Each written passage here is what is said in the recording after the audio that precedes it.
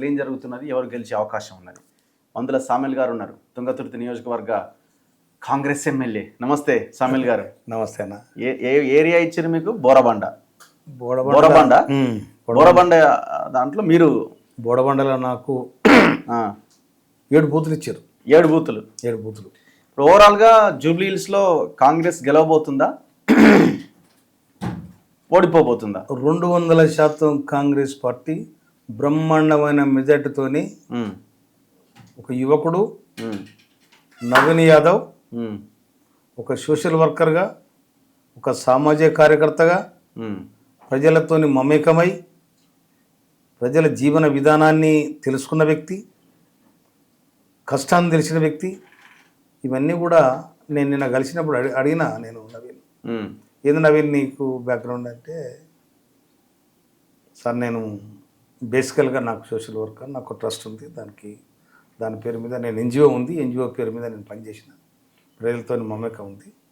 తర్వాత Jubilee hills అనేది అంత సంపన్న వర్గాలు ఉండే నియోజకవర్గం అనుకుంటారు, బస్తీలే ఎక్కువ కష్టజీవులు ఉండే నియోజకవర్గం.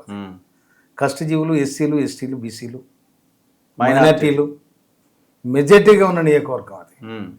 అందుకోసమనే నవీన్ యాదవ్ ఎన్నిక అనేది నల్లేరు మీద నడకనే, దాన్ని ఆపాలంటే ఎవరి తరం కాదు. ఓకే, ఎందుకంటే అంటే అధికారంలో ఉన్నారనా? అధికారంలో ఉండు ఒక భాగం, అధికారం పోవాలంటే కూడా ఎవడంటే కూడా పోయేది కాదు.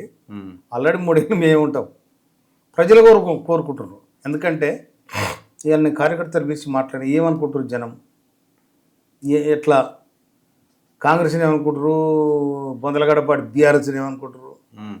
బొందలగడపాటి ఎందుకు అంటున్నంటే 1952 నుండి తెలంగాణ నినాదం మీదనే ఇడ్లీ సాంబార్ గో బ్యాక్, అదొక నినాదం. ఆనాడే 8 మంది కాల్చివేయబడ్డారు. ఆనాడు ప్రొఫెసర్ జయశంకర్ సార్ ఇంటర్మీడియట్ అవుతుండే, ఆయన కూడా చనిపోయే పరిస్థితి, బయటపడ్డాడు. చరిత్ర, అదొక చరిత్ర. అయితే వాళ్ళు ఎప్పుడైతే టీని తీసి బీ పెట్టినరో వాళ్ళ బొంద వాళ్ళు దూకున్నారు. అందుకనే బొందలగడ పార్టీ అంటున్నాడు. లేకపోతే అనపోదు నేను. టీ అనేది ఆత్మగౌరవానికి చిహ్నం. తెలంగాణ 4 కోట్ల ప్రజల ఇంకా ప్రజానికానికి టీ అనేది. ఇప్పుడు మీకు ఆల్టర్నేట్గా ప్రత్యామ్నాయంగా ఇప్పుడు మీకు పోటీగా అదే పార్టీ ఉన్నది, అంతే కదా? ఏది? బీఆర్ఎస్ జూబ్లీ హిల్స్లో పార్టీ పోటీ ఉంటారు. ఖచ్చితంగా సీటు మాదే, మా సిట్టింగ్ స్థానము, ఖచ్చితంగా గెలుస్తామని వాళ్ళు కూడా అంటున్నారు. మొన్ననే కంటోన్మెంట్ పాపం అమ్మాయి చనిపోతే 12,000 మేరతో గెలిచాడు శ్రీ గణేష్. కనుక కాంగ్రెస్ పార్టీకి మైలేజ్ ఉన్నది. కాంగ్రెస్ పార్టీని ప్రజలు ఆదరించారు, కాంగ్రెస్ పార్టీని దీవించారు. ఇవాళ జూబ్లీ హిల్స్లో ఉన్న బడుగు బలహీన వర్గాలందరూ కూడా ఇవాళ మేము పెట్టిన స్కీమ్స్ అవుతున్నాయి బ్రహ్మాండంగా వాళ్ళు స్వీకరించారు. ఇవాళ పోయిన గవర్నమెంట్లు ఇచ్చిన బియ్యం కుక్కలకు, పందులకు, బర్రెలకు దొంగతనం అమ్ముకున్నాడు. కాకినాడ పోర్ట్లో వీళ్ళందరూ బాగా భాగస్వాములు అయి పంచుకున్నాడు. ఇవన్నీ ఉండే. ఇవాళని అడిగిన నేను, మన సర్కార్ రేవంత్ రెడ్డి గారి ప్రభుత్వం సన్నబియ్యం ఇస్తుంది కదా అంటే, బ్రహ్మాండంగా ఉన్నాయి సార్, మేము కడుపు నుండి అన్నం తింటున్నాం అని చెప్తుండ్రు. అడుగుతలేరా మహిళలు 2,500 ఏమైంది, అదేమైంది, ఇదేమైంది, పెన్షన్ల పెంపు ఏమైంది? ఇవాళ ఆటోలలో తిరుగుతున్నారు కదా బీఆర్ఎస్ వాళ్ళు, ఆటో కార్మికులను కూడా మోసం చేసిరండి. రేపటి నుంచి ఆటో డ్రైవర్ హరీశ్రావు అని చెప్తా. ఆటో డ్రైవర్ హరీశ్రావు అని చెప్తా నేను. ఏ ఆటోల దగ్గర పోయిన వీళ్ళు ఒక మాట చెప్తా నేను. రామలింగారెడ్డి గారు చనిపోయారు. రామలింగారెడ్డి గారి భార్య ఓడిపోయింది దుబ్బాకల. మళ్ళీ ఏమంటే మొన్న ప్రభాకర్ రెడ్డి, అదే రామలింగారెడ్డి భార్యకి ఇవ్వచ్చు కదా. పాపం ఓడిపోయిందని సానుభూతి ఆమె కూడా ఉంటుంది కదా. భర్త చనిపోయిండు, ఓడిపోయిందని సానుభూతి ఆమె కూడా ఉంటుంది కదా. ఆమెకి ఇవ్వకుండా పైసలు ఉన్నాయని ఇక్కడ ప్రభాకర్ రెడ్డికి ఇచ్చాను. ఇలా మమకారం ఎక్కడిది, మమత ఎక్కడిది, ప్రేమ ఎక్కడిది, ఏది ఉండదు.